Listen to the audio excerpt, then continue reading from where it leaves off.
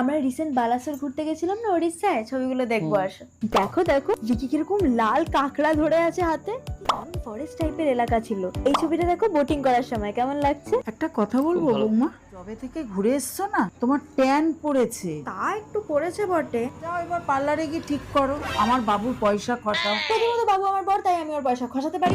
Secondly আমার কাছে good vibes এর উপটান পাউডার আছে, পার্লারে গিয়ে এত টাকা খরচা করবো কেন? তো বহুকাল আগে আমি একটা ভিডিও দেখি এবং সেটা দেখে আমি এত এক্সাইটেড হয়ে যাই যে আমি গুড ভাইবস এর উপটান পাউডার অর্ডার করি। তারপর থেকে যখনই ট্যান রিলেটেড কোনো সমস্যা হয় আমি গুড ভাইবস এর উপটান পাউডার অ্যাপ্লাই করি, যেরকম আমি এখন করতে চলেছি। পরিমাণ মতো উপটান পাউডার, কফি আর মিল্ক দিয়ে একটা পেস্ট প্রথমে বানিয়ে ফেলি। কফি আমাদের স্কিনকে স্ক্রাব করে আর মিল্ক কিন্তু আমাদের স্কিনকে রাখে স্মুথ আর হাইড্রেটেড। কিন্তু মেইন ইনগ্রেডিয়েন্ট হলো উপটান পাউডার, যার মধ্যে রয়েছে টার্মারিক আর স্যান্ডেলউড, যেটা স্কিন ব্রাইটেন করে এবং ট্যান আর পিগমেন্টেশন রিডিউস করে। আর স্যান্ডেলউড স্কিনকে স্মুথ আর কুল করে। পেস্টটা যখন মোটামুটি একটা স্মুথ টেক্সচারের আকার নিয়ে নেবে তখন এটা হাতে অ্যাপ্লাই করে 10 মিনিট মতো রেখে এটাকে তুলে ফেলবে। আরেকটা কথা, এটাকে কিন্তু তোমরা মিনি ফেশিয়াল হিসেবেও বাড়িতে ব্যবহার করতে পারো। যাই হোক,